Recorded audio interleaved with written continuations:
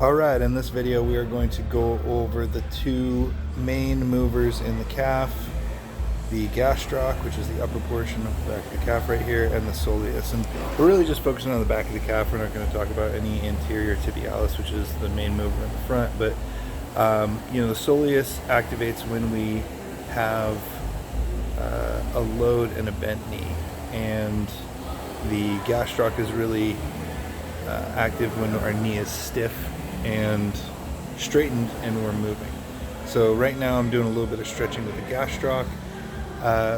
The way I like to do it is start with my hips a little higher and press into something, bring my foot back essentially, and then press my hips in, generating some tension and driving my heel backward, which stretches the gastroc. You can see that I'm about arm's length away from what I'm stretching on.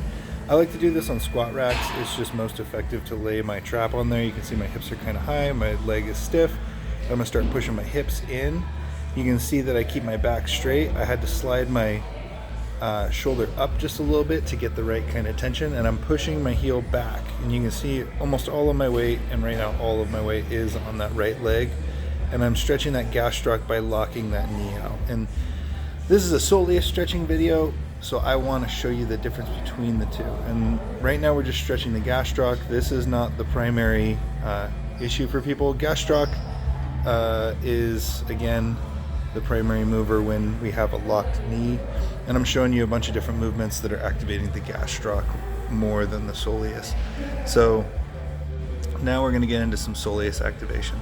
So it's when we bend our knee and we're activating, when we're doing any movement like this, also seated calf raises. Those are soleus movements.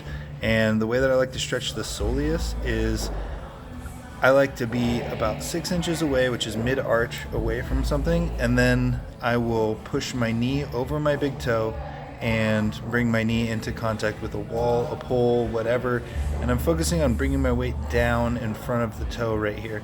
The important point to make is we have to maintain contact with the ground with both our heel and the ball of our foot. We should be feeling the stretch in the soleus, the bottom, just above the ankle, not in the gastroc, but in the soleus. So, a couple finer points on this as well.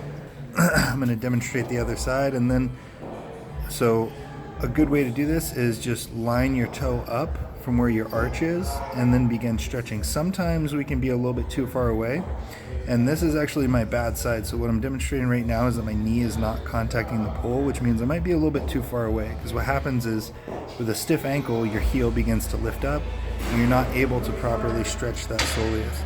And so I scoot forward just a little bit and I'm trying to get that knee to the pole. It's still not quite there, but I'm feeling the stretch in the soleus, not the gastroc, so I'm okay, and I continue to stretch this right here. Again, demonstrating you should be feeling the stretch just above the ankle to the mid-calf. If you're feeling the stretch all the way up in the gastroc, you are probably doing something funky. So what happens a lot of times is people's heels come up, right, like that. That is no-no, right? This is not what we want to see. That's not stretching the soleus. We need the heel in contact with the ground. We need to push the knee over the big toe, and we need to force some dorsiflexion. So we're using our weight to push ourselves down. This is a demonstration of being a little bit too far back, and what happens is the knee falls down if it's not supported by the upright structure, be it a wall or a squat rack, and that lifts the heel. So that's a little bit too far. I'm scooting forward. Boom, there we go. So you will feel a difference, and I like to put my hip flexor into whatever I'm stretching on as well. This is a very specific stretch, and it is something that can take people quite a while to get the feel for.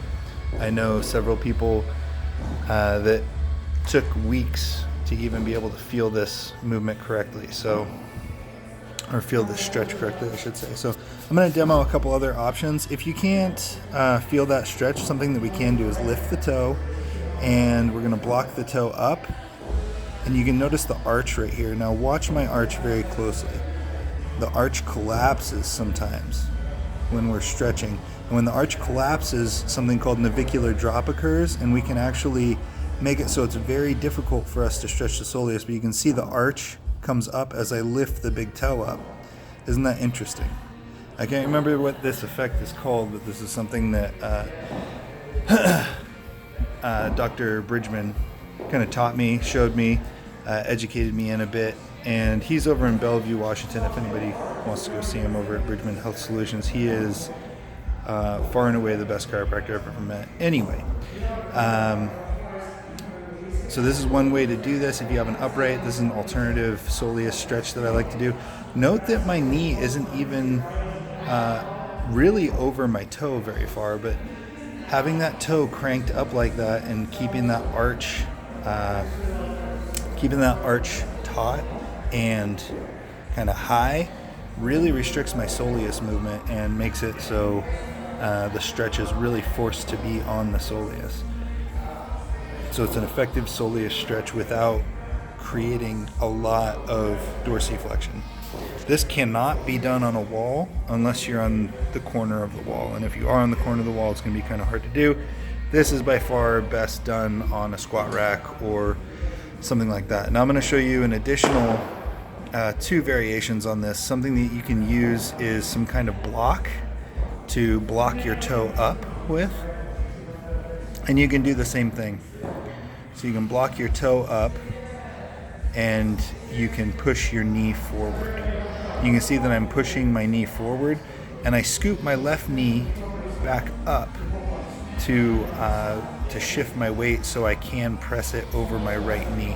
This is a very particular movement, and I may have to make another video with a close-up or someone filming so I can really show what I'm doing here, but I'm just showing an additional block that we could create. You can use a 2x4, you can use just shoes, you can use anything that's going to hold that big toe up, and then we're going to push that knee over the top of the toe, creating some dorsiflexion and forcing the arch to maintain its position is going to prevent navicular drop from occurring.